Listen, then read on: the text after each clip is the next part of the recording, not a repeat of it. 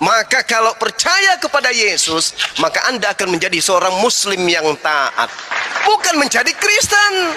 Karena Yesus itu mengajarkan ajaran tauhid, mengajarkan syariat, mengajarkan bertuhan kepada Tuhannya Abraham, Ishak dan Yakub, bukan mengajarkan bertuhan kepada Tuhannya Roma, Yunani, Belanda, Portugis dan seterusnya, tapi mengajarkan mempertuhankan Tuhannya Bani Israel, Ishak, Yakub, Musa, Daud, Salomo dan seterusnya. Ini yang perlu dipahami nih. Teman-teman Kristen harus mengerti nih. Ketika kemudian aku tidak dapat berbuat apa-apa dari diriku sendiri, apa yang aku kerjakan, apa yang aku lakukan adalah apa yang diperintahkan oleh Sang Tuhan untuk aku lakukan, oleh Sang Pengutus untuk aku lakukan. Kalau ibu percaya, selesai, final sudah di situ. Aku tidak dapat berbuat apa-apa. Kalau dia tidak bisa berbuat apa-apa, ibu tidak percaya, maka pasti ibu akan mengambil data-data lain. Contoh, terbukti, Anda mengambil Timotius 1 Timotius, Anda mengambil 2 Korintus 1 nomor 3, Anda mengambil Matius, Anda mengambil Yohanes 20, di mana semua yang Anda gunakan itu bukan pengakuan Yesus. Sekali lagi saya katakan, yang harus dipercayai itu adalah Yesusnya. Yang harus diyakini itu adalah Yesusnya, bukan orang yang datang. Sementara Yesus mengatakan apa? Waspadalah kepada ahli Taurat, waspadalah kepada orang Farisi, waspadalah kepada orang munafik, waspadalah kepada serigala yang nyamar seperti domba. Kenapa enggak mau mendengarkan itu? Kenapa enggak mewaspadai itu? Sedangkan ahli Taurat itu adalah orang-orang yang mengelilingi Yesus. Orang Farisi adalah orang-orang yang mengelilingi Yesus. Orang-orang inilah yang kemudian menulis surat. Lalu suratnya itu diajarkan kepada orang Romawi dan Yunani. Dan dari Romawi Yunani inilah kemudian melahirkan sekte-sekte. Katolik, Protestan, apalagi. Muncul semua sekte-sekte termasuk Advent. Ini kenapa nggak bisa dipikirkan gitu loh. Kenapa nggak mau ditelaah? Percayalah, akulah kebangkitan, akulah hidup. Barang siapa yang percaya kepadaku, ia akan memperoleh hidup meskipun dia sudah mati. Kenapa nggak percaya kepada Yesus? Aku tidak dapat berbuat apa-apa dari diriku sendiri. Percaya enggak? Percaya Bang Suma. Kalau begitu tinggalkan bertuhan kepada Yesus. Silakan.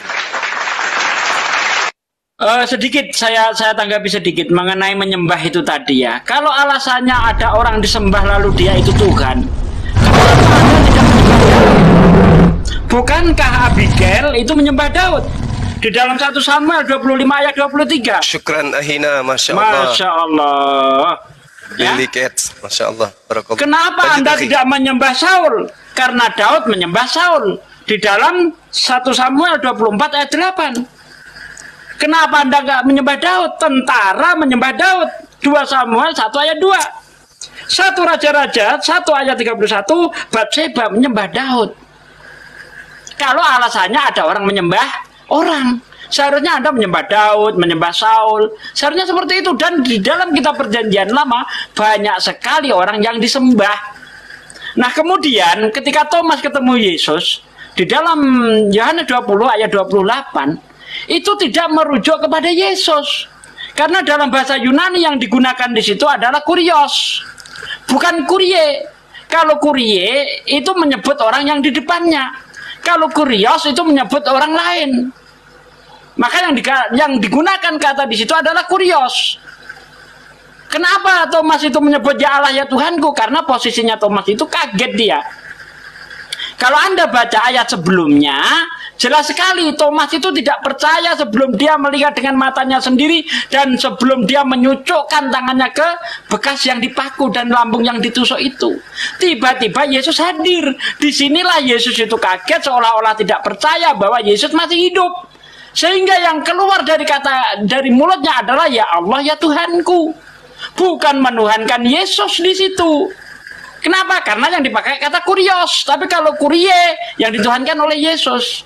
Coba Anda carikan saya di dalam Bibelmu yang menggunakan kata kurios digunakan untuk menyebut orang yang di depannya. Tidak ada. Bahkan di dalam Matius 15 ayat 26 ada orang perempuan sujud kepada Yesus. Oh Tuhan anak Daud. Itu pakai kata kurie, bukan kurios. Gitu loh Bu. Jadi di dalam Yohanes 20 ayat 28 bukan Yesus yang dimaksud Tuhan dan Allah, tetapi adalah Tuhan yang mengutus Yesus. Karena Yesus bertuhan. Yohanes 4 ayat 22, kamu menyembah apa yang tidak kamu kenal? Kami, kata Yesus, menyembah yang kami kenal. Bagaimana mungkin ada Tuhan menyembah Tuhan? Aneh. Lanjut. Silakan, mana tadi yang satunya? Aduh, silakan Budar nih. Aku itu turun atau kayak mana? Atau diturunkan? Turun. Oh. Nah, lagi waspadalah kepada orang-orang Farisi dan orang munafik dan yang lain-lain. Kan begitu kata Bang Juma tadi. Nah, lebih percaya Bu Darni kepada yang menulis itu di dalam Lukas, Matius, Markus dan yang lain daripada kepada Yesus. Mereka semua ini kan sudah umat-umat pilihan yang dipercayakan menuliskan dan menceritakan kembali sejarah tentang penyaliban dan kematian Yesus dan siapa Yesus, karena mereka sebagian ada yang di TKP. Lebih aku percayalah kepada mereka daripada kepada Bang Juma, Bang Sidi, Bang Roma. Mana ada Bang Sidi lagi? di sini? Enggak ada Bang Sidi, jangan disebut-sebut. Bang Sugi, Pak Sugi, Bang Handi, Bang Roma. Assalamualaikum. Bang Alif. Mana aku percaya sama kalian? Ya, aku lebih percayalah sama yang sudah menulis kitab ini ratusan tahun sebelumnya dibandingkan kita yang sekarang ini. Kayak mana sih kalian ini? Tentulah ku percayai kitab suciku ini, karena ini adalah penuntun hidupku di sepanjang hari-hariku ini. Makanya ditulis para bapak-bapak gereja itu dan para rasul itu dan umat-umat pilihan itu kitab suci ini agar umat-umat itu berjalan di dalam roh dan kebenaran. Kenapa Yesus itu kami katakan dia Tuhan? Kan sudah berkali-kali ku bacakan ayatnya. 2 Korintus 5 ayat 10. Sebab kita semua harus menghadap ke tahta pengadilan Kristus. Mana ada lagi dikatakan kita semua? Kalau kita semua berarti dunia ini tuh. Kita semua harus menghadap ke tahta pengadilan Kristus. Tidak ada kita dihadapkan ke tahta pengadilan Abraham. Gak ada kita dihadapkan ke tahta pengadilan Musa. Gak ada kita dihadapkan ke tahta pengadilan Muhammad. Gak ada kita dihadapkan ke tahta pengadilan Allah. Tetapi kita dihadapkan kepada tahta pengadilan Kristus. Ada ayatnya, gak hoax. Udah? Nah, di dalam perjanjian belum kan? Masih ada waktuku kan? Nah, di dalam perjanjian lama, Mazmur 50 ayat 6, langit memberitakan keadilannya sebab Allah sendirilah hakimnya. Di dalam Yohanes 9 ayat 39, Yesus sendirilah hakimnya. Makanya dikatakan Yesus itu adalah wujud dari Allah, gambaran dari Allah. Makanya dia juga dicatatkan sebagai hakim yang adil. Di perjanjian lama dicatat Allah itu, Elohim itu adalah hakim yang adil. Gak ada dua hakim yang adil, hanya satu. Mazmur 75 ayat 3, apabila aku menetapkan waktunya, aku sendiri akan menghakimi dengan kebenaran. Itulah Yesus, hanya Yesus hakimnya. Mazmur 75 ayat 8, tetapi Allah adalah hakim, direndahkannya yang satu dan ditinggikannya yang lain. Itulah Yesus. Makanya dikatakan Yesus adalah wujud dari Allah dan gambaran daripada Allah. Masih ada kan? Tunggu lagi ya, banyak lagi nih. Mazmur 7 ayat 9, Tuhan mengadili bangsa-bangsa. Tuhan mengadili bangsa-bangsa. Hakimilah aku Tuhan, apakah aku benar, apakah aku tulus, apakah aku ikhlas. Mazmur 7 ayat 12, Allah adalah hakim yang adil dan Allah yang akan murka setiap saat. Yesus adalah hakim yang adil kelak. Tertulis di dalam hadis, Isa Al-Masih akan turun di tengah-tengahmu sebagai hakim yang adil. Yesus mengatakan, aku akan datang ke dunia untuk menghakimi, katanya. Apalagi sesuai genaplah nas para nabi. Di dalam Mazmur, di dalam Matius tertulis bahwasanya Yesuslah hakim yang adil. Makanya kami mengatakan dia Tuhan, dan malaikat Elohim juga sudah mengabarkan kepada Maria, engkau akan melahirkan seorang anak, yaitu Tuhan dan juru selamat. Apalagi? Ada lagi? Yang lain. Ya sudahlah dulu Bang. Oke, baik. Gini, Ibu Darni. Jadi ketika kemudian Anda mendudukkan pengakuan Yesus dan pengakuan orang-orang di luar Yesus, lalu Anda sandingkan dengan firman Tuhan yang adalah hakim, sebenarnya itu ada kekacauan berpikir disebabkan oleh karena akal sudah dibekukan, lalu yang Anda mainkan di sini adalah logika iman. Kena memang kalau hanya konsep iman yang Anda gunakan jadi acuan. Saya narasikan melalui dari ayat suci Al-Quranul Karim, karena kita berbicara mengenai oknum yang sama tapi konsep yang merubah dan membuat kita berbeda. Al-Quranul Karim menjelaskan begini, Bismillahirrahmanirrahim. Ketika kemudian ayat suci Al-Quran mengatakan bahwa wahai Nabi Isa, ya, wa isqalallahu ya Isa bin Maryam a anta qulta linnas, apakah engkau yang mengajarkan kepada manusia untuk menyembah kepadamu selain daripada aku?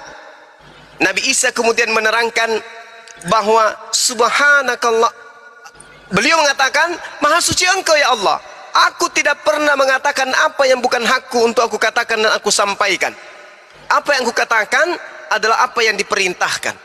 Qala subhanaka ma yakunu li an aqula ma laysa li bihaq. Saya tidak berkata-kata apa yang bukan hakku untuk aku katakan. Sama di dalam Yohanes 12:49, aku tidak berkata-kata dari diriku sendiri.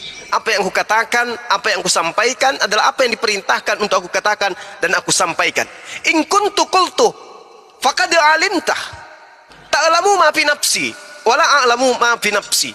Nabi Isa kemudian mengatakan bahwa engkau mengetahui, sekiranya aku pernah mengatakannya, tentulah engkau telah mengetahuinya. Engkau mengetahui apa yang ada pada diriku, dan aku tidak mengetahui apa yang ada padamu. Sesungguhnya engkaulah yang maha mengetahui segala yang gaib. Jadi di sini saya ingin membangun kemudian cakrawala berpikir Budarni. Yesus datang kepada Bani Israel, diterimakah dia? Tidak. Mahkamah agama terima? Enggak. Orang Farisi terima? Enggak. Pengadilan agamanya Bani Israel terima enggak? Enggak. Ahli Taurat terima? Enggak. Murid-muridnya bagaimana? Oh, yang terima itu muridnya. Lalu bagaimana muridnya? Ademkah dia? Sejahterakah dia? Damai sejahterakah dia? Tentramkah dia? Hidup damaikah dia setelah Yesus itu pergi? Tidak. Murid-murid Yesus yang menjadi orang yang bertemu langsung dengan Yesus diselesaikan oleh orang Farisi. Mereka dijajah, mereka dipenjarakan, mereka dianiaya, mereka disesa. Baca Lukas 21 nomor 8 sampai nomor 12. Apa yang terjadi terhadap murid-murid Yesus? Tidak ada yang kemudian melakukan penginjilan. Oke? Itu yang pertama. Kemudian muncul orang-orang yang menulis, Lukas, Markus, Matius, Yohanes, Paulus, dan seterusnya. Apakah mereka ini orang yang duduk di hadapan Yesus, menerima selayaknya Rasulullah dengan sahabatnya? Tidak sama sekali. Lukas melakukan penyelidikan. Penulis Matius, baca di Matius 9 nomor 9. Dia bukan Matius, murid Yesus. Yohanes, penulis Yohanes, baca di Yohanes 21 nomor 24 sampai 25. Penulis Yohanes bukan murid Yesus. Markus bukan murid Yesus. Dia adalah murid Paulus. Paulus apa lagi? Paulus adalah orang yang dipilih oleh Tuhan. Sebagaimana yang diterangkan dalam Mazmur 58 nomor 3 nomor 4. Tuhan memilih penyesat sejak dari dalam rahim ibunya. Lalu kemudian Paulus mengatakan dalam Galatia 1 nomor 5, nomor 15, aku dipilih dari sejak rahim ibuku. Dipilih sebagai apa? Dipilih sebagai rasul. Bullshit. Kalau Paulus dipilih menjadi rasul, maka dia akan duduk bersama dengan Yesus mengajarkan Injil. Faktanya kagak. Malah dia tidak saling kenal satu sama lain. Nanti muncul di Kisah Para Rasul 9, Yesus datang ke ke Paulus, siapakah engkau Tuhan? Aku adalah Yesus yang kau niaya. Coba, ini cerita-cerita yang tidak bersambung antara pengajaran Yesus. Markus 1 nomor 14, Yesus ke Galilea mengajarkan Injil Allah. Kisah Para Rasul 8 nomor 35, Filipus mengajarkan Injil Yesus. Tidak berkesesuaian dengan Injil yang muncul di tengah-tengah teman Kristen hari ini. Mana Injil Allah? Mana Injil Yesus? Nggak ada. Yang ada Injil Lukas, Markus, Matius, Yohanes. Itu apa? Itu apa itu? Itu tidak pernah tersentuh sedikit pun oleh Yesus. Injil yang diberitakan Yesus bukan Injil Lukas, Markus, Yohanes, surah-surah Paulus. Bukan itu yang diajarkan oleh Yesus. Yang diajarkan oleh Yesus adalah Injil Allah yang diajarkan oleh Filipus adalah Injil Yesus. Itu poin. Lalu kemudian ada yang disebut Tuhan. Ada yang disebut Tuhan, yang senantiasa menyaksikan, yang senantiasa melihat, yang senantiasa mendengarkan, yang senantiasa menyimak apapun di atas muka bumi ini. Dialah yang kemudian memberitakan kepada baginda Rasulullah Muhammad sallallahu alaihi wasallam bahwa yang terjadi sebenarnya seperti ini. Nabi Isa tidak disalibkan. Yang disalib adalah orang yang fasik menggantikan daripada Yesus itu sendiri. Itu yang terjadi. Nah, bagaimana kita kawinkan dengan pengajaran Yesus yang mengatakan apa?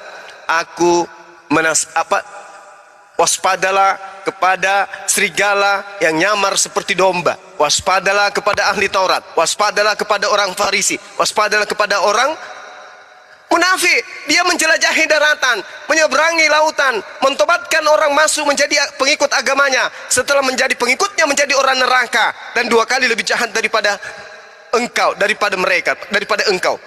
daripada orang Farisi itu sendiri. Matius 23 nomor 15. Itu jelas itu. Nah, sekarang kalau kita lihat, mana orang Farisi, mana orang ahli Taurat yang mendirikan agama di luar Yahudi? Apa agama yang didirikan oleh orang Farisi tersebut? Satu-satunya agama yang didirikan oleh orang Farisi tersebut hanya satu, yaitu Katolik. Tunjukkan agama yang didirikan oleh ahli Taurat, oleh orang Farisi di luar dari Yahudi. Tunjukkan. Gak ada, hanya ada agama Katolik. Dan itu Yesus mengatakan orang neraka dan 2 kali lebih jahat daripada ahli Taurat itu sendiri. Nah, sekarang permasalahannya adalah ketika ibu mengatakan dia akan datang menghakimi. Yes, saya percaya dan saya beriman kepada itu. Tapi sayangnya di dalam Yohanes 12:48 kata Yesus, barang siapa yang menolak aku. Ini kaidah yang jelas ini, Bu. Ini poin yang jelas. Ini kurikulumnya nggak bisa dirubah. Barang siapa yang menolak aku dan tidak menerima perkataanku, ia sudah ada hakimnya, yaitu firman yang kukatakan. Firman itulah yang akan menjadi hakimnya pada akhir zaman. Firman itulah yang akan menjadi hakimnya di akhir zaman. Firman yang mana? Firman yang Yesus terima daripada Tuhan. Makanya yang menghakimi itu Tuhan. Yang menjadi hakim itu Tuhan. Yesus hanya menjadi saksi terhadap penghakiman itu. Makanya dikatakan barang siapa menolak aku dan tidak menerima perkataanku, ia sudah ada hakimnya, yaitu yang menjadi firman, yaitu firman yang telah kukatakan. Firman yang telah kukatakan ini adalah perkataan Tuhan. Baca Yohanes 14 nomor 24. Apa yang kau dengarkan daripada aku itu bukan daripada aku, tetapi dari Tuhan yang telah mengutus aku. Berarti pola penghakiman itu Tuhan, bukan Yesus. Yesus hanya diperintahkan mengajak kepada Bani Israel. Ajakan yang datang dari Yesus itu adalah ajakan dari Tuhan yang Yesus sampaikan kepada Bani Israel. Yang mereka tolak dari firman yang Yesus lontarkan, firman itulah kelak yang menjadi hakimnya. Bukan Yesus yang menentukan kamu surga, kamu neraka, bukan. Coba Anda baca Markus, Lukas 40, coba Anda baca. Lukas berapa itu, Lukas 40 nomor berapa tuh ya? Yang dia mengatakan, siapa yang duduk di kananku, siapa yang duduk di kiriku, aku tidak berhak untuk menentukan itu. Berarti ente bukan hakim. Kalau Anda mengatakan Anda hakim yang adil, dan Anda mengatakan yang menjadi pola penghakimannya adalah perkataan yang pernah kamu ucapkan ke tengah-tengah Bani Israel selama 3 tahun, maka semua Kristen akan masuk ke dalam neraka. Karena dia tidak, Markus 10:40. Karena kamu tidak pernah mengatakan sembahlah aku, tetapi miliaran orang menyembah engkau sebagai hakim yang adil. Coba kau tentukan, ketukan palumu. Kemana orang-orang akan pergi yang menyembah kau ini? Kemana? Kamu kan hakim katanya, adil katanya. Dan penghakimanmu berdasarkan atas firman yang pernah kau ucapkan kepada Bani Israel. Orang-orang yang menyembahmu dengan berbagai macam propaganda akan kau bawa kemana? Ke surga. Mana firmanmu yang pernah kau ucapkan bahwa yang menyembahmu masuk surga, mana? Sedangkan di dalam Matius 7 nomor 21, 22, 23, apa yang kau katakan? Tidak setiap orang yang menyeru engkau Tuhan, Mar dalam bahasa Aramaik, Kurios dalam bahasa Yunani, yang akan masuk ke dalam kerajaan surga, melainkan dia yang melakukan kehendak Tuhan yang mengutus aku. Siapa yang berkehendak agar engkau dituhankan? Siapa yang berkehendak agar Kristen menyembahmu? Siapa? Apakah Tuhan Bapa yang menghendaki agar mereka menuhankanmu? Kalau kau mengatakan ya, mana dalilnya? Tunjukkan kepada saya. Tapi ternyata Yesus menjawab, kan sudah kukatakan data selanjutnya. Bukankah kami telah bernubuat pakai namamu Yesus? Bukankah kami mengusir setan pakai namamu Yesus? Bukankah kami bermujizat pakai namamu, mengusir setan pakai namamu Yesus? Apa jawabku pada saat itu? Enyahlah engkau dari hadapanku, engkau semua adalah pembuat kejahatan. Berarti yang menyembah Yesus sampai pada level dia bisa mengusir setan, karena saking yakinnya menurut Yesus, engkau semua adalah pembuat kejahatan. Hakiman Yesus, coba ibu telah Yohanes 12:48. Barang siapa yang menolak aku, dia sudah ada hakimnya, yaitu firman yang aku ucapkan kepada mereka. Firman itulah yang akan menjadi hakimnya kelak di akhir zaman. Firman yang dimaksud Yesus ini adalah Yohanes 17:8. Segala firman yang engkau berikan telah aku sampaikan kepada mereka. Berarti bukan Timotius, bukan Filipi, bukan Kaliki, bukan Pararang dan seterusnya. Bukan itu yang menjadi pola hakim. Tapi pernyataan-pernyataan Yesus yang Yesus terima dari Tuhan selama 3 tahun itulah sebelum terangkat ke langit yang menjadi tolak ukur keselamatan Bani Israel. Demikian. Aku ya Bang Juma. Nah, tadi Bang Juma bilang murid Yesus tidak ada yang melakukan penginjilan. Salah Bang Juma. Kisah Para Rasul 9 ayat 26 sampai 31, Paulus bersama murid-murid mengajar dalam nama Yesus Tuhan. Udah, ayat 28 itu. Ayat 31, jemaat di Yudea, Galilea, Samaria berada dalam keadaan damai sejahtera. Sejahtera itu dibangun dan hidup dalam takut akan Tuhan. Jumlahnya bertambah banyak. Kalau nggak salah itu hari itu bertambah banyak ribuan. Pertama kan 12 muridnya, baru ada lagi di luar dari 12 70-an, ada lagi di luar itu, makanya bertambah banyak katanya. Jadi Bang Juma salah. Kata Bang Juma tadi murid Yesus tidak ada penginjilan. Ini ada data ya, ada data bahwasanya bertambah banyak murid Yesus setelah pengabaran Paulus dan murid-muridnya mengajar di dalam nama Yesus adalah Tuhan. Ada ini Kisah Para Rasul 9 ayat 28. Oke, itulah itu dulu. Sekarang Yesus mengajarkan Injil Allah. Paulus juga menuliskan Injil Yesus, kan begitu? Ya benarlah. Yesus mengajarkan Injil. Injil itu adalah kabar gembira. Kabar gembira tentang kedatangan Yesus, kelahiran Yesus dan penyalipan Yesus dan kematian dan penyalipan Yesus. Itulah tentang pekabaran Yesus. Dan Yesus selalu berkata di dalam ajarannya, berbahagialah engkau, kasihanilah orang yang miskin, beginilah, lengkap di situ semua ajaran daripada Yesus. Begitu juga dengan Paulus. Paulus mengajarkan apa yang diceritakan oleh murid-muridnya. Kalau tadi Bang Juma bilang Lukas itu menyelidiki, ya wajar dong diselidiki, namanya juga sejarah. Sejarah itu harus diselidiki. Yang diselidiki itu bukan satu orang itu, udah entah berbagai-bagai bapak-bapak gereja atau suku-suku bangsa itu sudah diselidiki. Itu makanya dicatatlah di dalam buku ini. Dan inilah kitab suci ini sebagai penuntun bagi kami umat Kristen. Udah, orang yang didirikan orang bukan Yesus tapi Allah. Bukan semua yang masuk ke dalam surga melainkan yang melakukan kehendak Bapa. Ya betul itu. Ada yang munafik, ada penyesat.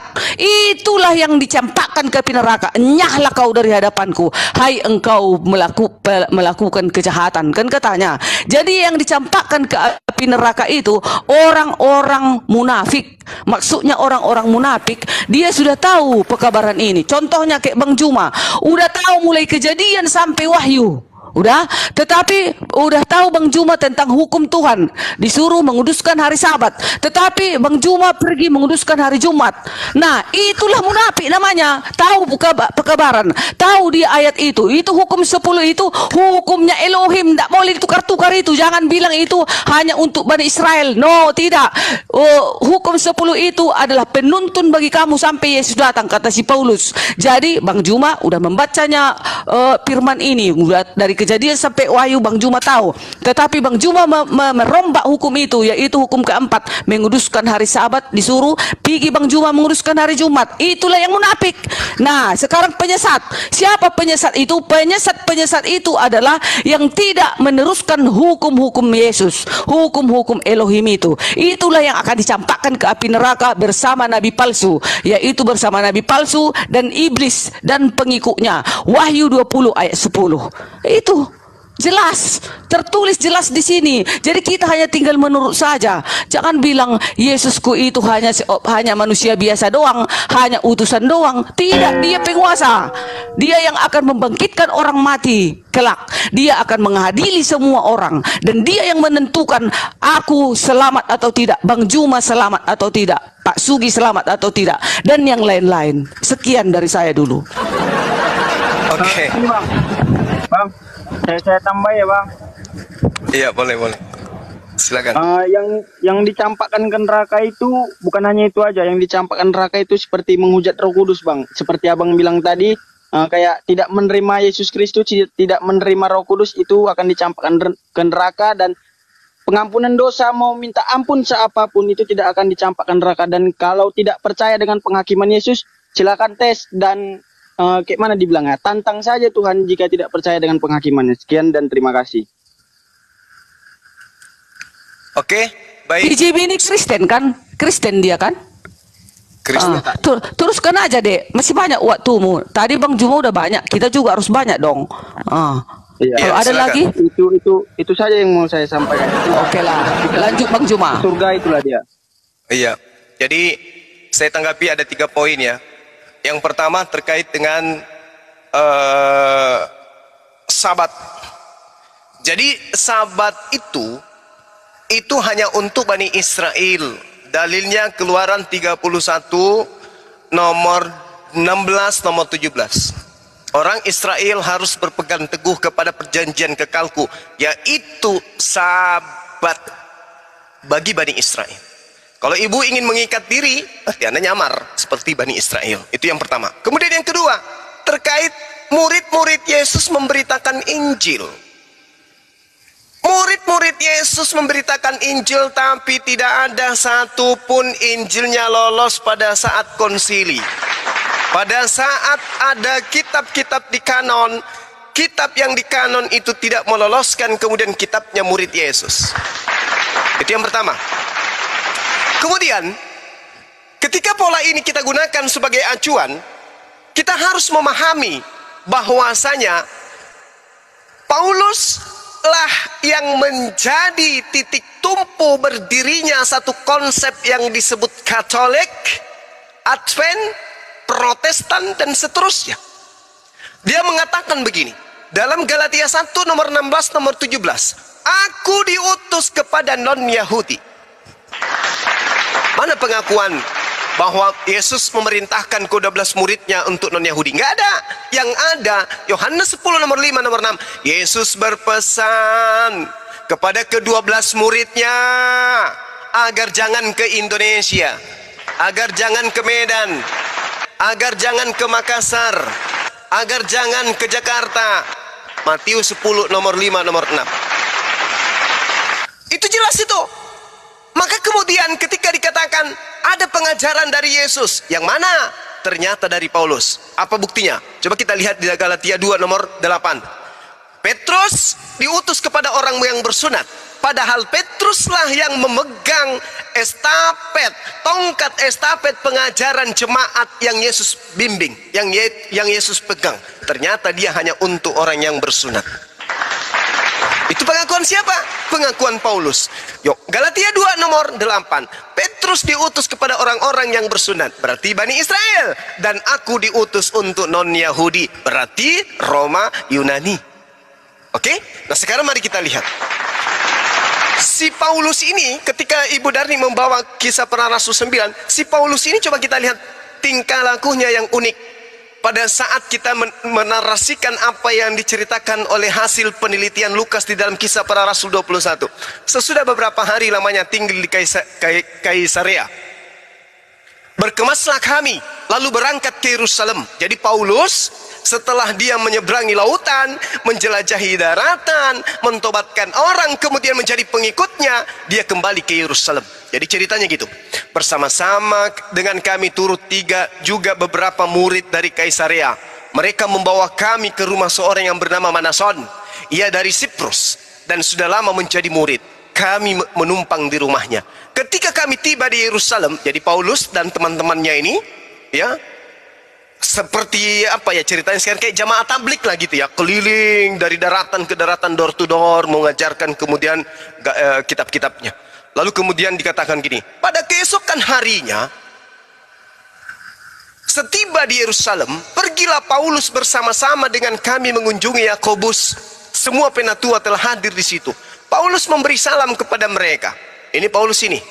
Setelah Paulus berjalan-jalan keluar dari Yerusalem, lalu menceritakan dengan terperinci apa yang dilakukan Theos di antara bangsa-bangsa lain oleh pelayanannya. Jadi Paulus yang bercerita kepada orang-orang Yahudi.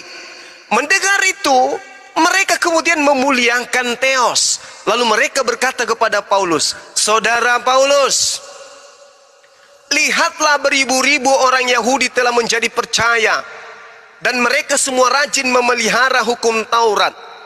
Tetapi mereka mendengarkan tentang engkau, bahwa engkau mengajar semua orang Yahudi yang tinggal di antara bangsa-bangsa asing untuk melepaskan hukum Taurat." Ini jadi Paulus diceritakan di sini mengajarkan kemudian orang-orang di luar yang hidup di tengah-tengah bangsa asing untuk menjadi Kristen, yaitu melepaskan hukum Taurat. Dan dikatakan gini, menurut melepaskan hukum Musa, sebab engkau mengatakan supaya mereka jangan menyunatkan anak-anaknya dan jangan hidup menurut adat istiadat kita. Jadi bagaimana sekarang wahai Paulus? Tentu mereka akan mendengarkan bahwa engkau telah kembali ke Yerusalem, engkau telah datang kemari. Sebab itu, lakukanlah apa yang kami katakan ini. Di antara kami ada 4 orang yang bernazar. Bawalah mereka bersama-sama dengan engkau. Lakukanlah pentahiran dirimu. Maksudnya, tobatkanlah dirimu dari menyesatkan orang-orang meninggalkan hukum Taurat.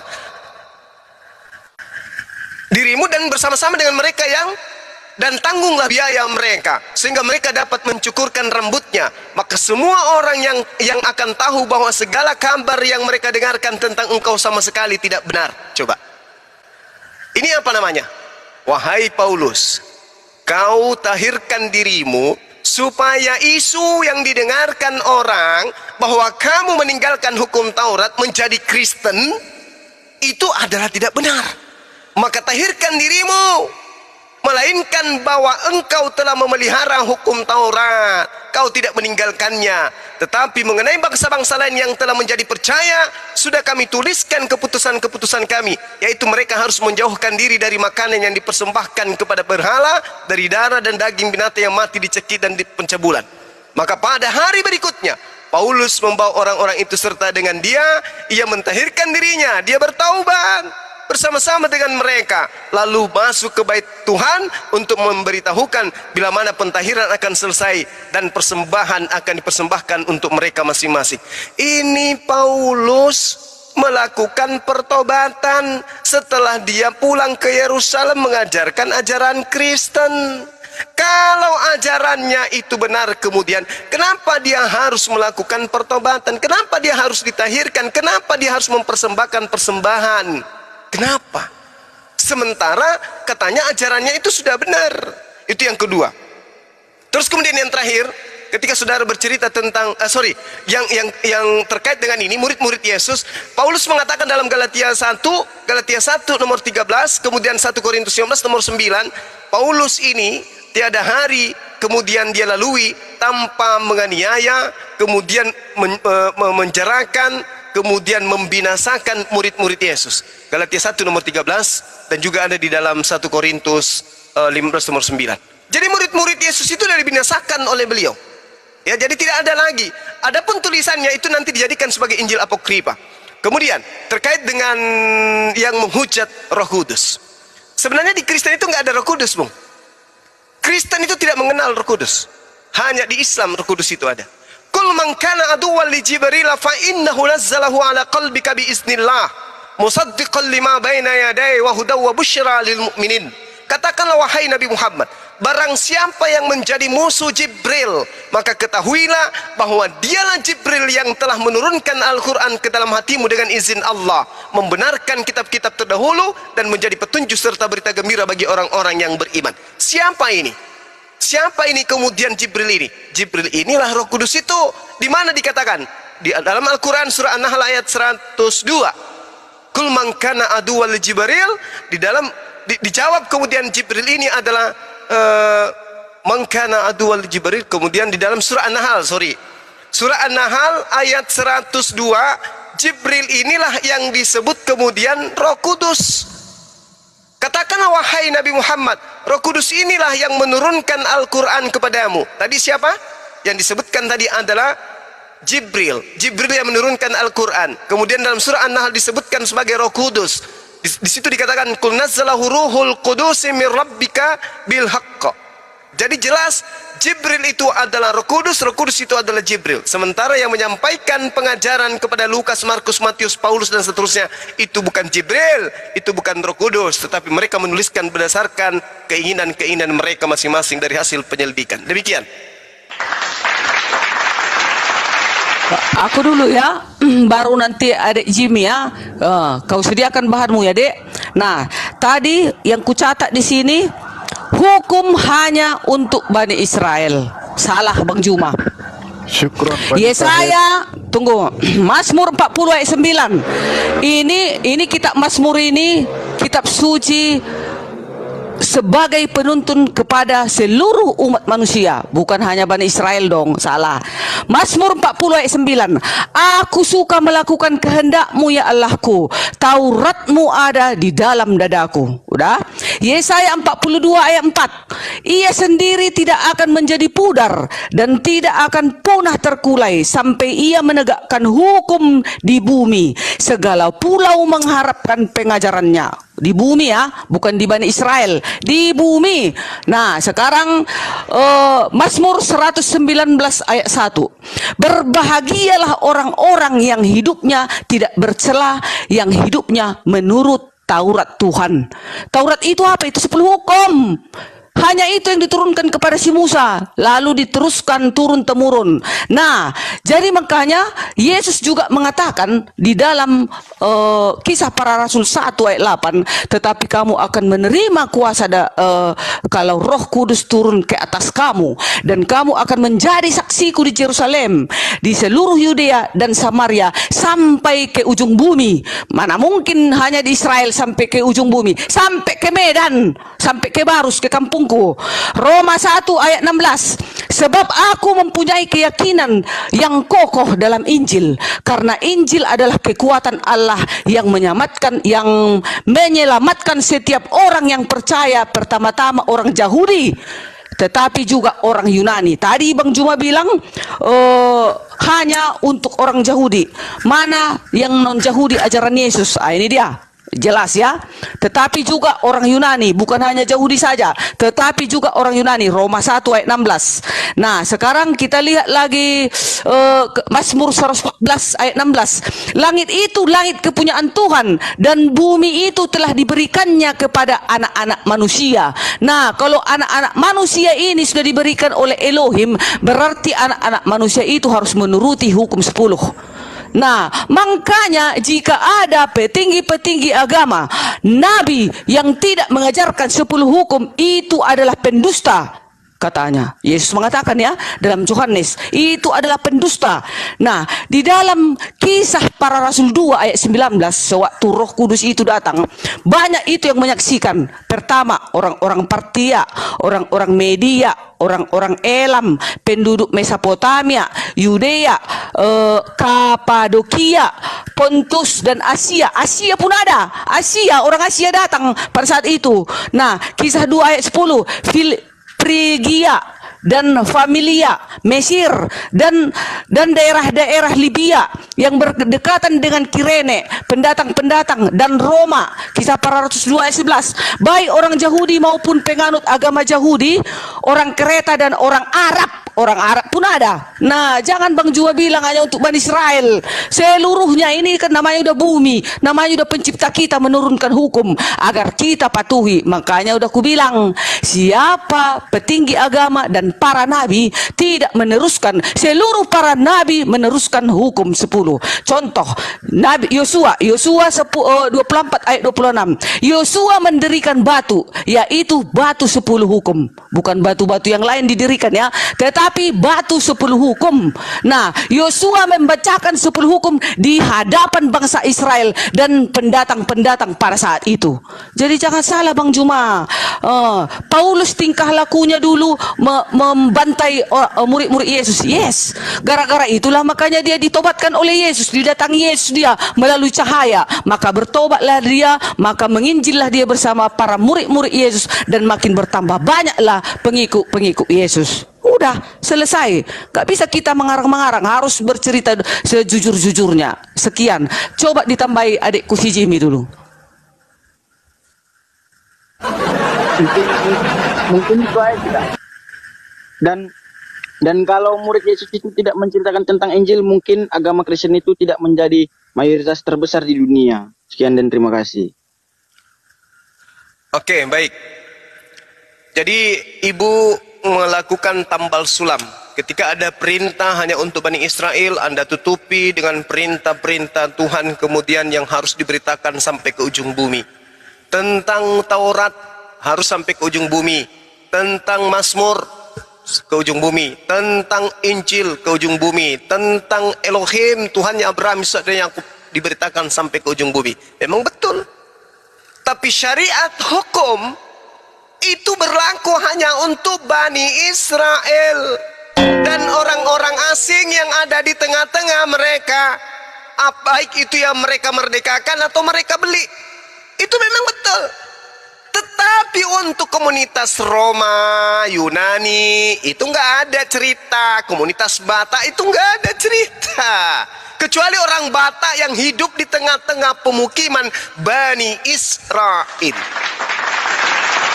Mazmur 147. Tuhan memberitakan firman-Nya kepada Yakub, syariat-syariatnya, hukum-hukumnya, ketetapan-ketetapannya kepada Israel. Tuhan tidak berbuat demikian kepada segala bangsa dan hukum-hukumnya tidak mereka kenal. Dalil Ulangan 33 nomor 4. Hukum Taurat itu adalah hak milik kepunyaan Bani Yakub. Kita mau kemana? Yeremia 31 nomor 31 sampai 36. Aku akan membuat perjanjian baru dengan Bani Israel dan Bani Yehuda. Apa itu? Aku akan memasukkan hukum Taurat ke dalam batin setiap Bani Israel. Jadi tidak ada dasar pijakan kemudian bahwa Bani Israel menerima hukum dari Tuhan dan hukum itu hanya untuk seluruh umat manusia. Itu nggak ada dalilnya. Nggak ada dalilnya. Tidak ada dalilnya. Tapi kalau kebesaran Tuhan, kemuliaan Tuhan, hukum-hukum Tuhan yang datang kepada Bani Israel, itu memang harus diberitakan. Al-Quran memberitakan itu. Tetapi hukum-hukum yang datang kepada mereka itu hanya mengikat mereka. Bagaimana kemudian hukum yang datang kepada Bani Israel ini kemudian dipatahkan? Oh, harus ada yang mengarang, harus ada yang membuat cerita, harus ada yang melebih-lebihkan, harus ada yang merusak tatanan itu untuk supaya dipercaya. Contoh, Roma 1 nomor 16. Sebab aku mempunyai keyakinan yang kokoh dalam Injil, karena Injil adalah kekuatan Tuhan yang menyelamatkan setiap orang yang percaya, pertama-tama orang Yahudi tetapi juga orang Yunani. Orang Yahudi dan orang Yunani. Siapa perbuatan ini? Perbuatan Paulus. Membantah ajaran Tuhan tadi. Aku tidak melakukan perintah ini kepada bangsa lain. Hukum-hukumku tidak mereka kenal. Tapi Paulus mengatakan, dan juga orang Yunani. Apa akibatnya? Kita baca apa yang dituliskan kemudian oleh Kisah Para Rasul. Di Kisah Para Rasul 21. Ya, di situ sangat jelas dikatakan, ketika masa 7 hari itu sudah hampir terakhir, orang-orang Yahudi yang datang dari Asia. Nah ini. Orang-orang Yahudi yang datang dari Asia melihat Paulus di dalam bait suci, Lalu mereka menghasut rakyat dan menangkap Paulus sambil berteriak, "Hai orang-orang Israel, tolong, inilah Paulus yang di mana-mana mengajar orang untuk menentang bangsa kita dan menentang hukum Taurat dan tempat ini. Dan sekarang ia membawa orang-orang Yunani pula ke dalam bait suci dan menajiskan tempat suci ini." Orang Yunani itu orang najis, orang yang tidak bersunat, orang najis gak boleh masuk ke dalam bait suci. Tapi Paulus mengatakan, oh gak apa-apa, oh sunat itu tidak apa-apa, tidak dilakukan. Justru kalau kau bersunat, Yesus Kristus tidak berguna bagimu. Orang-orang yang tidak bersunat haram hukumnya masuk ke dalam bait suci. Yehezkiel 44 nomor 9. Haram hukumnya orang yang tidak bersunat masuk ke dalam bait suci. Jadi bagaimana mungkin kemudian hukum Tuhan datang kepada orang Kristen? Itu nggak mungkin, nggak mungkin. Di dalam Kejadian 17 nomor 7, nomor 14, di situ dikatakan, barang siapa yang tidak bersunat nonotnya, bunuhlah dia, sebab dia telah membatalkan perjanjian kekalku. Kristen ini miliaran ini harus dibunuh semua ini sebenarnya. Karena itu perintah Tuhan di dalam Kejadian 17 nomor 14. Bunuh. Tapi Paulus pasang badan. Tunggu. Itu hanya berlaku sampai Yohanes. Sekarang enggak lagi. Enggak lagi. Itu hanya berlaku sampai Meleaki. Sekarang enggak lagi. Sekarang enggak lagi. Justru sekarang kalau kau sunatkan nonatmu, Yesus Kristus tidak berguna bagimu.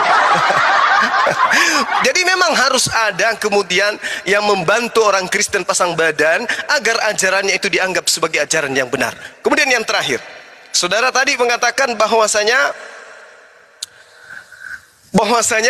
kalau murid Yesus tidak mengajarkan, maka Romawi tidak akan banyak, Kristen tidak akan banyak. Bung, Matius 24 nomor 24 dan seterusnya Anda baca. Apa kata Yesus?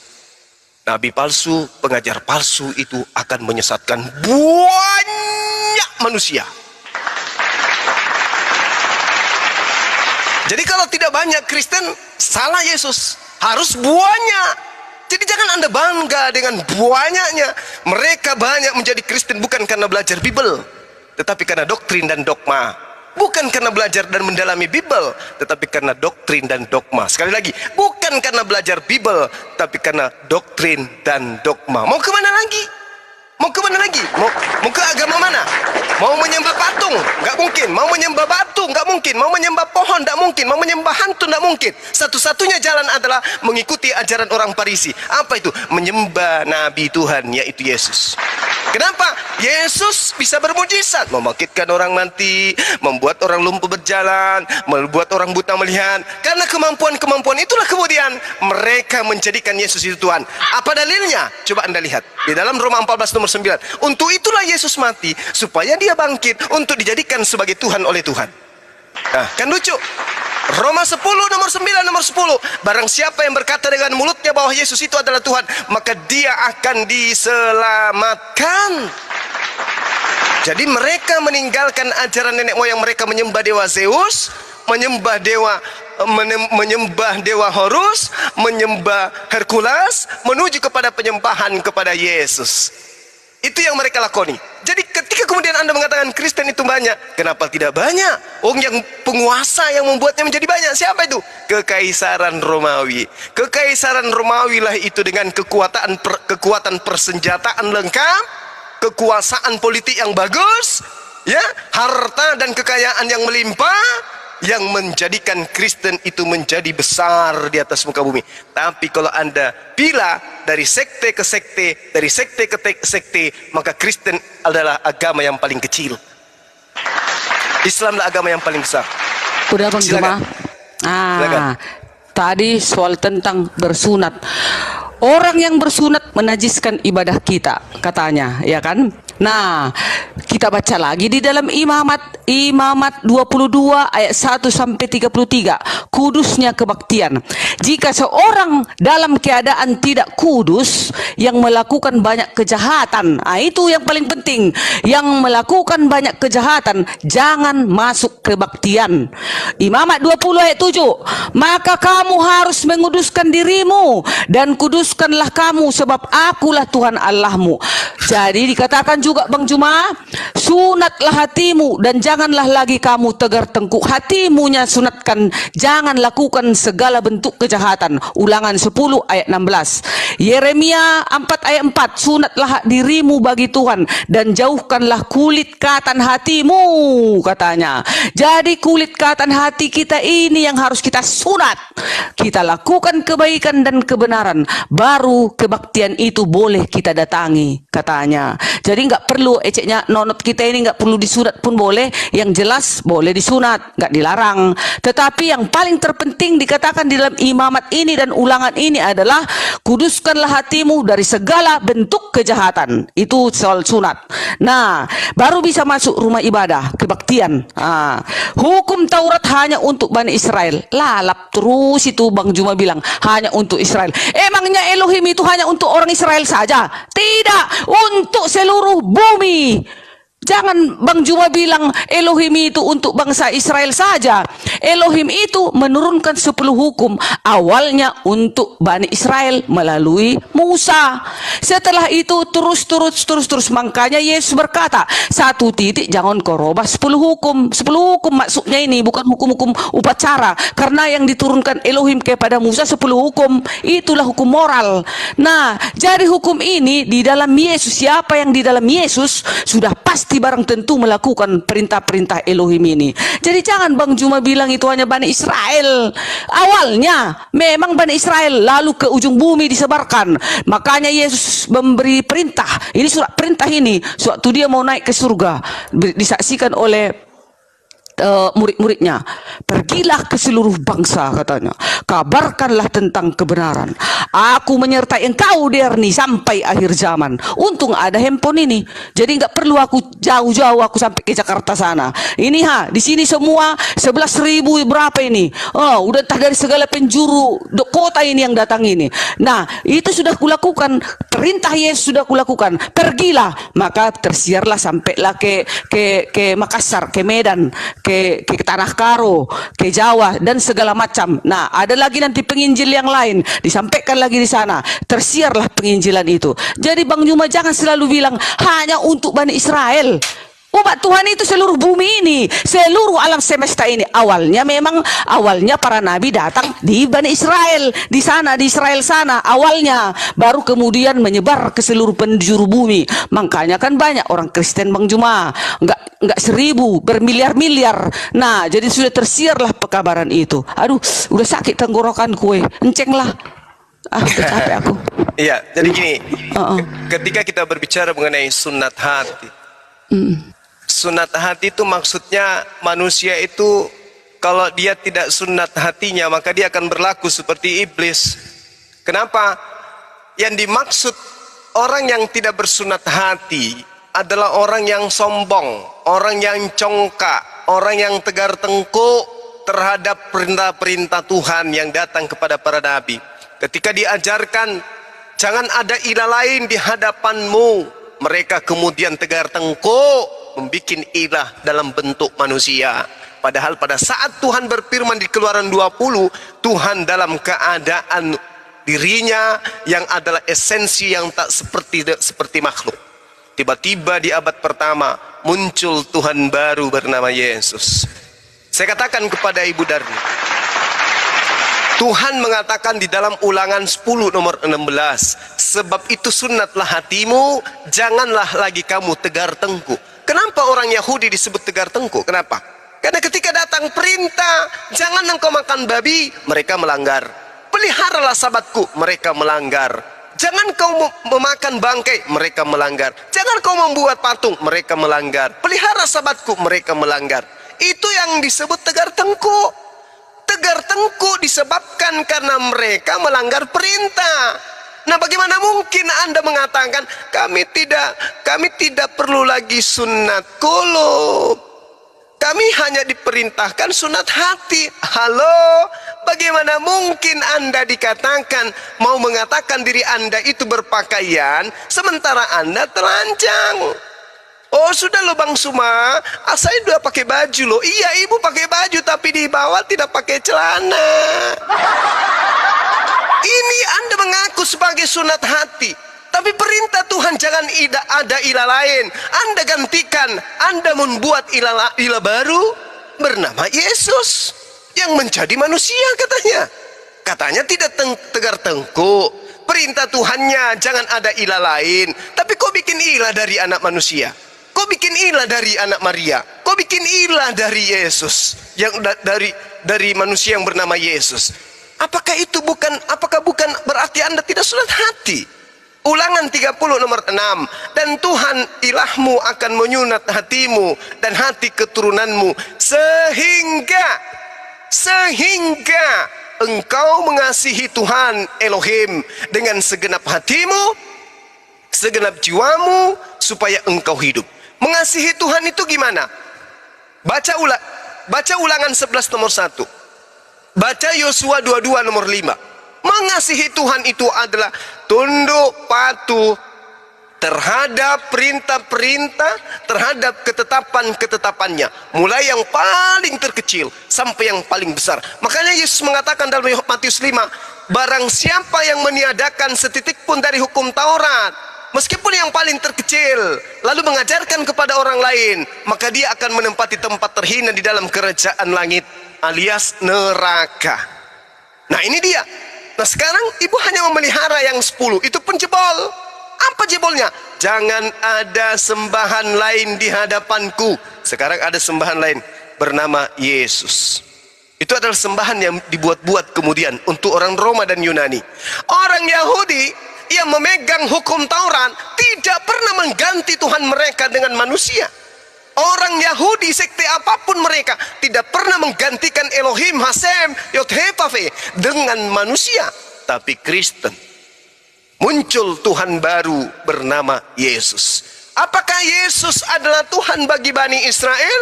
Bukan. Siapa Tuhannya Bani Israel? Yod-Heh-Vav-He. Apakah Yesus Tuhan bagi orang Romawi? Ya. Siapa orang Romawi ini? Apakah mereka punya hak untuk mendapatkan hukum Taurat? Tidak, hukum Taurat hanya untuk Bani Israel. Lalu siapa yang mengajarkan mereka untuk mengambil kitabnya orang Yahudi, menempel di kitab mereka? Pasti ada kemudian serigala di tengah-tengah mereka. Inilah Paulus yang mengambil kitabnya orang Yahudi. Makanya tadi ibu hanya membantah saya menggunakan surah-surah Paulus. Yeremia 4 nomor 4, coba lihat kesaktiannya. Sunatlah dirimu bagi Tuhan. Jauhkanlah kulit khantan hatimu, hai orang Yehuda dan penduduk Yerusalem, supaya jangan murkaku mengamuk seperti api dan menyala-nyala dengan tidak ada yang memadamkan oleh karena perbuatan-perbuatanmu yang jahat. Berarti sunat hati itu berkaitan dengan perbuatan. Bukan cuma diam berzikir memuja haleluya, haleluya, haleluya. Bukan. Menyunat hati itu adalah melakukan perbuatan-perbuatan baik, berarti terkait dengan perintah-perintah Tuhan. Yeremia 6 nomor 10. Ya, kita urai.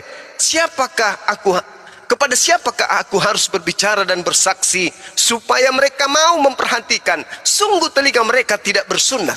Coba, apakah maksudnya ini sunat mau dipotong juga? Bukan. Tetapi mendengarkan apa yang Tuhan perintahkan.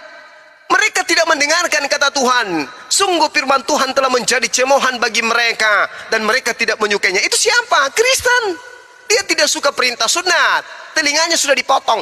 Mereka tidak mendengarkan perintah sunat itu. Mereka diperintahkan jangan makan babi. Pokoknya tidak ada itu. Harus dimakan dan seterusnya. Itu perintah. Nah, coba ini yang terakhir. Yehezkiel 44 nomor 7.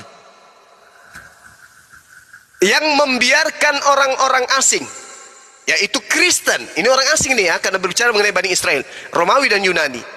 Orang-orang yang tidak bersunat hatinya maupun dagingnya, nonotnya, masuk dalam tempat suciku dan dengan kehadiran mereka menajiskan waktu kamu mempersembahkan santapanku, yaitu lemak dan darah. Dengan perbuatan begitu kamu memasukkan orang-orang yang tidak bersunat nonotnya ke dalam bait suciku. Itu kamu lebih mengingkari perjanjianku daripada dengan segala perbuatanmu yang keji yang sudah-sudah. Jadi perbuatan yang lebih jahat di antara semua perbuatan yang pernah dilakukan oleh orang Yahudi adalah memasukkan orang yang tidak bersunat ke dalam bait suci. Yeskil 44 nomor 9. Oleh sebab itu beginilah firman Tuhan Elohim, tidak seorang pun dari orang-orang asing yang hatinya dan dagingnya tidak bersunat, maksudnya nonotnya, boleh masuk dalam tempat suciku. Ya, setiap orang asing yang ada di tengah-tengah orang Israel tidak boleh masuk ke bait suci. Ini perintah. Ini perintah Tuhan. Tapi kemudian dirubah. Barang siapa yang menyunatkan nonotnya, maka Yesus Kristus tidak berguna baginya. Ini yang mana sih yang sebenarnya yang Tuhan di sini? Yang mana yang Tuhan? Yang mengutus Abraham, Ishak dan Yakub, Musa, atau Paulus yang Tuhan? Jangan engkau tidak menyunatkan hatimu dan kulupmu. Barang siapa yang tidak bersunat hatinya dan kulupnya tidak boleh masuk ke dalam bait suciku. Dan semua kekejian yang pernah dilakukan oleh Bani Israel, kekejian yang paling kubenci adalah mereka memasukkan orang-orang najis ke dalam bait suci, yaitu orang-orang yang tidak bersunat. Paulus muncul, barang siapa yang menyunatkan nonotnya, Yesus Kristus tidak berguna baginya. Kristen taat kepada siapa? Taatnya kepada Paulus. Padahal di dalam Kejadian 17 nomor 14, inilah perjanjian kekalku yang kuadakan terhadap engkau, anak-anakmu, keturunanmu secara turun-temurun, bahwa barang siapa yang tidak memotong kulupnya, maka dia harus dibunuh, karena dia telah mengingkari perjanjian kekalku. Ini sebenarnya yang Tuhan siapa sih? Tuhannya Abraham. Oke, silakan. Oke, udah ya. Silakan. Aku udah terakhir lah ini ya Bang Juma. Terakhir Iya, lah ya. silakan, Bu. Nah, Imamat 22 tadi ayat 1 sampai 33 itu kudusnya kebaktian, perikopnya di atas ya. Jika seorang dalam keadaan tidak kudus yang melakukan banyak kejahatan, itu ya, itu maksudnya yang tidak kudus, yang melakukan banyak kejahatan, jangan masuk kebaktian, katanya.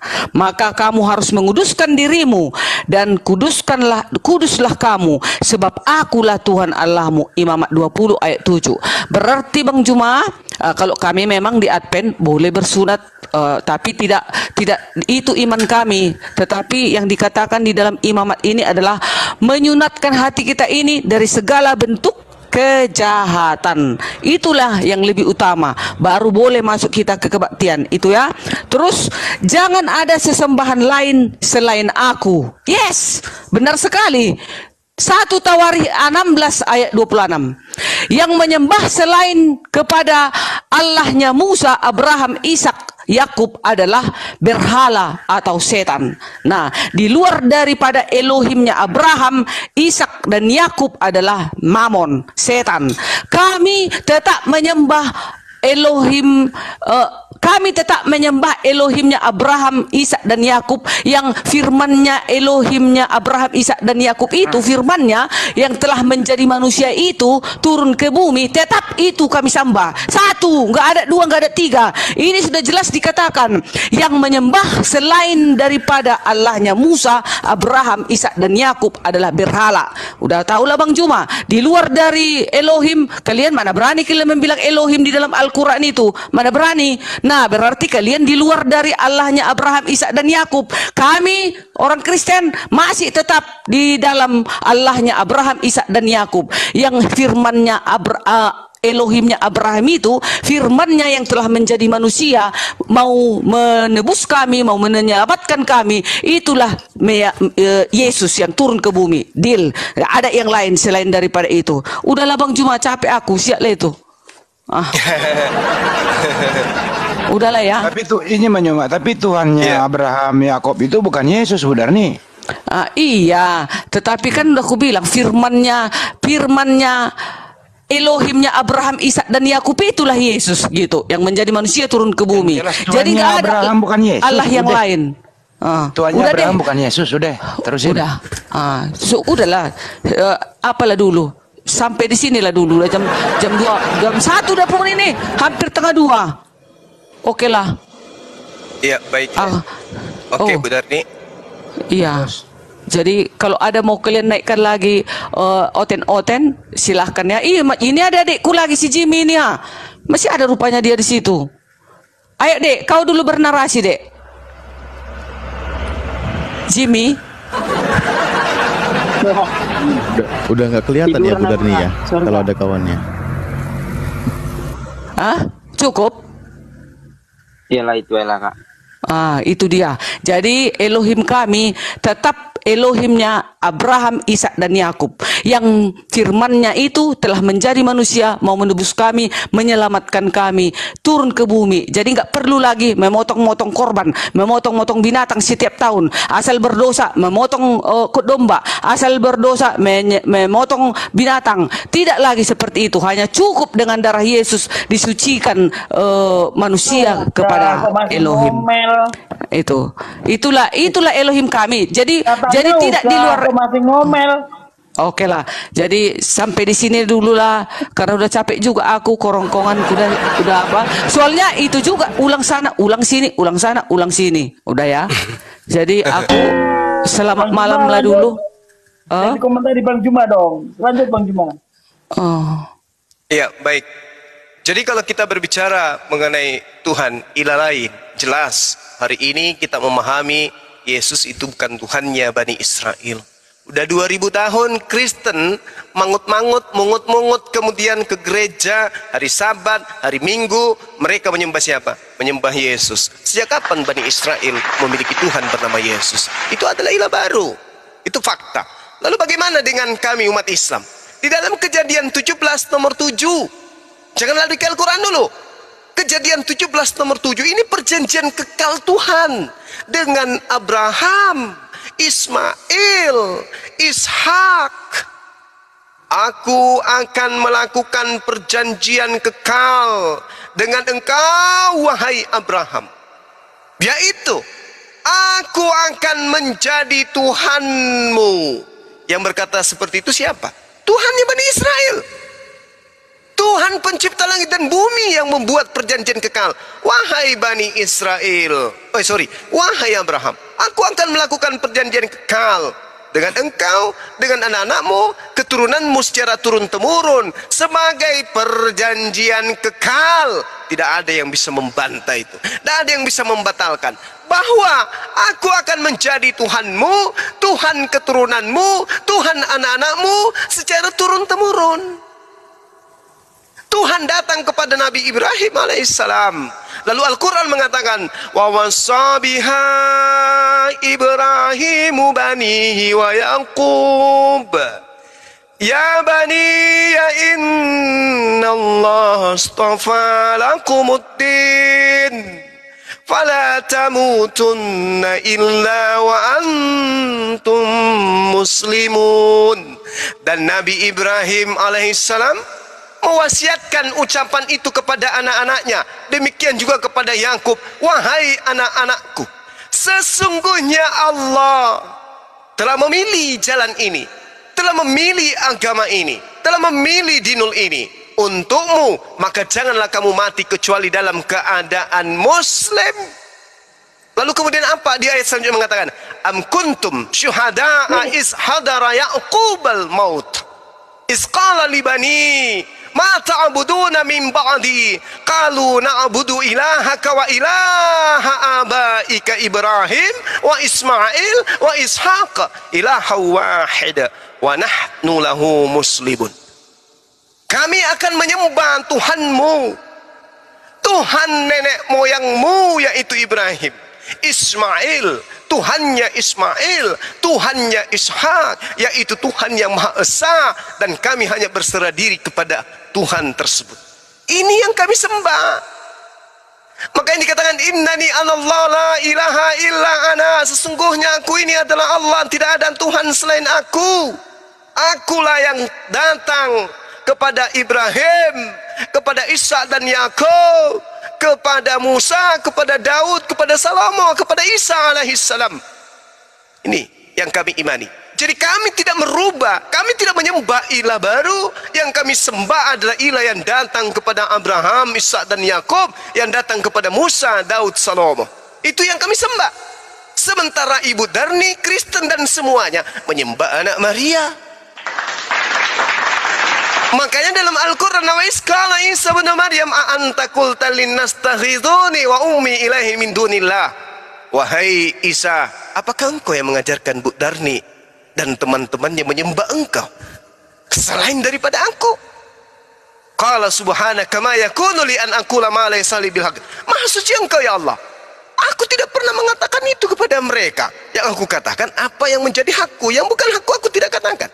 Ma qultu lahum illa ma amartani bi ani a'budullah rabbi wa rabbakum. Aku mengajarkan kepada mereka, sembahlah Allah, Tuhanku dan Tuhanmu. Makanya dalam Yohanes 4 nomor 22 Yesus mengatakan, kami menyembah apa yang kami kenal, kalian menyembah apa yang tidak kalian kenal. Berarti Yesus juga menyembah. Nah, inilah yang dikatakan oleh Al-Qur'anul Karim. Jelas sekali, wa nahnu lahu muslimun. Dan keturunan Nabi Ibrahim alaihissalam, Ismail dan Isa menyatakan kami berserah diri kepada Allah. Wa nahnu lahu muslimun. Maka dikatakan qalu na'budu ilahaka wa ilaha abaika Ibrahim wa Ismail wa Ishaqa ilaha wahid. Di antara Ibrahim, di antara Ishak, di antara Ismail tidak pernah diperkenalkan Tuhan yang berupa manusia. Tidak pernah. Tidak ada Tuhan yang dilahirkan manusia, apalagi dibunuh oleh manusia. Dengan demikian, kita tutup diskusi kita pada malam hari ini. Ketika Bu Dardi mengatakan bahwasanya ibu itu adalah orang yang kemudian menjalankan perintah Tuhan, yang taat kepada perintah Tuhan, di mana orang suci kemudian orang kudus itu adalah orang yang diterima ibadahnya. Bagaimana mungkin ibu bisa kudus kalau ibu tidak pernah mandi junub? Ibu tidak pernah mandi tahir. Bagaimana mungkin ibu dikatakan kudus ketika ibu masuk ke rumah ibadat masih menggunakan sepatu sendal, masih tidak berwudu, tidak mencuci tangan, tidak membasuh muka, tidak membasuh kaki. Sementara itu adalah syarat-syarat untuk masuk ke bait suci. Bagaimana mungkin kemudian ibu mau dikatakan kudus, kemudian ketika ibu mendudukkan anak manusia untuk menjadi setara, bahkan mengganti Tuhan yang pernah datang menyatakan diri kepada para nabi. Jadi tidak ada kekudusan kepada penyembah-penyembah Yesus. Tuhan mengatakan jelas bahwa tidak ada Tuhan di luar daripada aku, tidak ada Tuhan di samping aku. Hendak kepada siapa engkau mempersamakan kami sehingga kami sama? Akulah Tuhan, tidak ada yang lain. Akulah Tuhan, tidak ada yang lain. Bukan duta, bukan utusan, tetapi aku sendiri. Makanya di dalam Kisah Para Rasul 2 nomor 22, aku sendiri. Aku hanya menjadikan Yesus sebagai perantara, tetapi melakukan mujizat, membangkitkan dan seterusnya, akulah itu. Makanya Yesus setiap mau melakukan sesuatu selalu berdoa, ya Bapa, ya Bapa, ya Bapa, dalam namamu, wahai Bapa, wahai Bapa, dalam namamu, dan seterusnya. Itu disebabkan karena Yesus tidak bisa berbuat apa-apa dari dirinya sendiri. Yang berbuat adalah pencipta langit dan bumi melalui perantaraan nabinya Yesus alaihi salam. Demikian. Bang Juma, satu lagi lah, karena ada lagi tambahan ini tadi Bang Juma buat.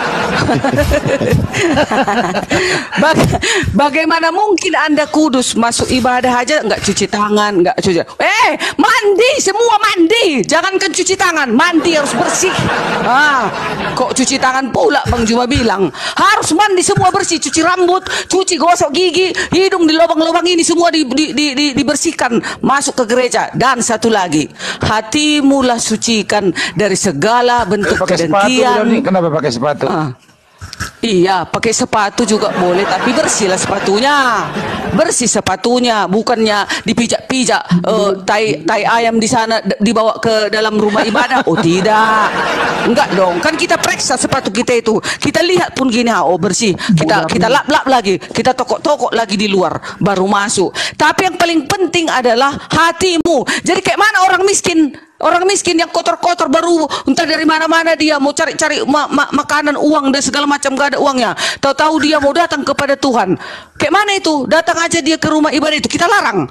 Nah itu makanya yang diperlukan di dalam rumah ibadah kami itu orang Kristen. Hatimu lah sunat dari segala bentuk kejahatan. Kejahatan itu apa? Kedengkian, mabuk-mabukan, perjudian, pelacuran, pembunuhan, perjinahan dan segala macam bentuk kejahatan. Jauhkanlah itu baru kau datang ke dalam kebaktian. Itu loh teman-temanku. Itu yang terpenting. Nah itu.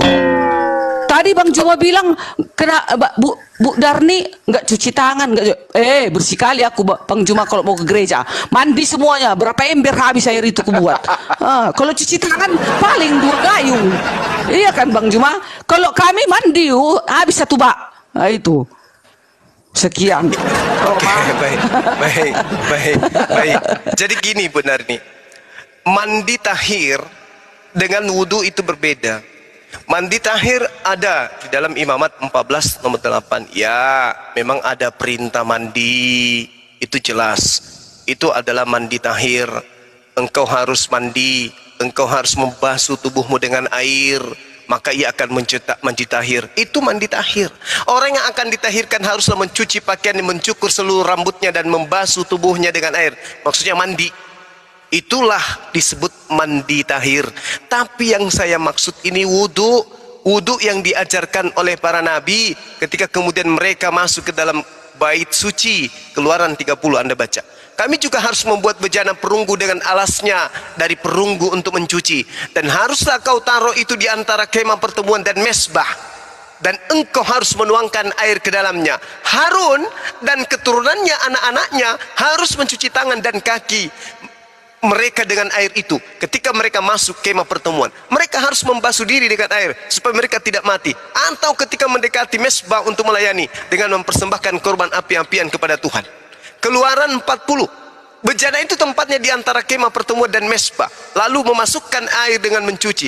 Dari situlah Musa, Harun dan anak mencuci tangan dan kaki. Beda antara wudhu dengan mandi tahir, itu beda. Ini yang perlu ibu pahami. Itu diterangkan Imamat 14, Imamat 15. Itu membahas tentang wudhu. Jadi orang-orang terdahulu sudah melakukan wudhu itu. Mereka kemudian tidak masuk ke rumah ibadah tanpa wudhu. Kalau mandi mah beda. Mandi itu memang ada, mandi tahir namanya. Kalau di kami mandi junub, itu ada. Semua digosok pokoknya. Semua lubang-lubang itu ditusuk semuanya. Pakai linggis. Sorry bercanda. Jadi itu mandi tahir. Itu mandi junub. Yang dimaksud ini wudhu. Untuk mentahirkan diri itu ada disebutkan wudhu. Tapi itu nanti kita akan bahas lebih sempurna lagi. Sampai kepada apa itu baptis, apa itu wudhu, apa itu mandi tahir, apa itu junub. Nah, Ibu Dani istirahat dulu. Yang pasti Ibu telah membuat Tuhan baru bernama Yesus. Demikian. Oke lah. Jadi ya, Ibu sehat selalu. Selamat malam lah semuanya ya. Bang Juma, host, Bang Handi, Bapak Sugi, Dokter Akal, siapa lagi? Bu Darni luruskan Bang dulu. Alip. Bu Darni, saya dengar di Komal sana. Ibu Apa Roma? Apa Roma? Kok mati? Tuh ada yang ngomong, Bu Darni ngaku diberi koin oleh Bang Juma kalau bisa mendatangkan CP. Ayo kita luruskan dulu ya. Nggak jadi tidur. Nggak jadi tidur. Bukan dulu. Gini Pak Sugi, kenapa si CP nggak jadi datang? Dia dengar katanya dari orang-orang bahwasanya aku sama Bang Juma kong kali kongkoin. Enggak, salah kalian, berdosa kalian, aku bilang. Terus satu lagi, ada lagi dari pihak kalian bilang lagi aku dibayar CCP gitu ya. Nggak ada, mana ada uang CCP, nggak mungkin lah ada kan. Jadi nggak mungkin. Semua dua-duanya salah, nggak ada yang benar. Dua-duanya hoax. Dua-duanya datang roh iblis berkata seperti itu. Dari pihak CCP pun tak ada, dari pihak Bang Juma juga nggak ada. Nah itunya yang sebenar-benarnya. Gitu dia. Aku nggak tahu berdusta loh Bang Sugi, Pak Sugi. Tapi Bang Juma. faktanya Bu Darni, faktanya adalah si CP ini takut nggak mau. Enggak, itu tadinya dikiranya aku sama Bang Juma kali koin nanti dikasih Bang Juma aku koin. Itu alasan Bu. aja. Itu Baru alasan. kan gini. Besoknya kan dibukanya lagi. Bang Juma kemarin itu maka aku turun mati lampuku, udah itu WiFi ku mati. Kan kecarian klien aku kan. Mati lampuku, nggak mungkin aku beli pulsa. Udah jam berapa itu ya? Jam 1 aku yang turun itu kan. Aku bukan lari ya, bukan. Gara-gara mati lampu, mati wifi, nggak bisa dong jalan paketku. Singkat cerita. Nah, kalau masalah ini tadi, terus besoknya dibilang Bang Cipi, yaudah, aku kalah 1-0. Oke lah, nggak apa-apa lah aku kalah. Karena aku sudah kukira Bu Darni sama Bang Juma ada kong kali koin. Sekarang kubukalah di roomku lagi, kuundang lagi Bang Juma. Kau bilang ke sana, agak mau aku. Ku bilang kan, agak mau aku, nggak mau aku lagi. Capek aku, malu aku kau buat. Udah 5.000 menonton aku nunggu andalanku nggak datang. Ku bilang gitu. Itulah kan, lebih bela kau ke sana daripada ke sini katanya. Ya udah, kuusahakan ku bilang, ku datangilah buruku. Blokir permanen. Nah, disampaikan lantah jadi sama Bang Juma. Si CP ditunggu, nggak datang Bang Juma. Tengok Bu Darni, ku klaim ini aku juga yang menang. Satu-satu kami. Itu loh. Gitu. Kalau selain kali kalian mau berlaga lagi, nggak mau aku lagi, nggak ada urusanku lagi, capek aku. Nah, masalahnya habis aku diteror di ruangan Kristen itu loh. Dibilang aku batu sandungan di Kristen ini. Batu sandungan aku dibilang. Sementara aku kayak gini lah. Panas otakku mau berlawanan tadi menjawab Bang Juma. Otakku ini panas loh. Belajarnya aku ini, bukuku di hadapanku ini capek aku baca-bacanya. Dibilang aku Judas. Coba lihat murni. Bu. Buku besar ini. Enggak usah lah. Nanti on cam aku jelek, nggak mau aku. Kalau kayak secantik Mbak tadi aku on cam aku, ini aku jelek, nggak mau lah. Udah yang gitunya. Penting hatinya Bu Darni cantik. Iya, hatikunya ini sekarang aku bersih loh. Nggak tahu aku neko-neko, dusta-dusta, nggak tahu aku. Cuman itu, walaupun mereka menyerang aku, semua loh menyerang aku. Barusan tadi lagi diserang juga aku. Aduh, kasihan kali diriku ini. Oh Tuhan, berdoa aku terus Bang Juma, Pak Sugi, Bang Hanli. Semoga aku sabar. Jangan sampai aku mundur gitu aku.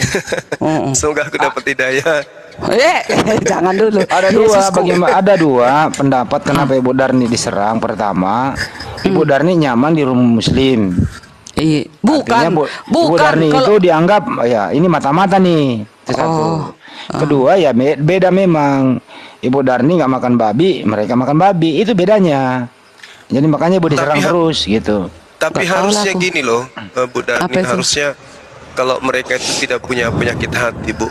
Kalau kita jujur ya, terlepas apapun agamanya, kalau mereka itu nggak punya penyakit hati, harusnya mereka itu senang, bangga.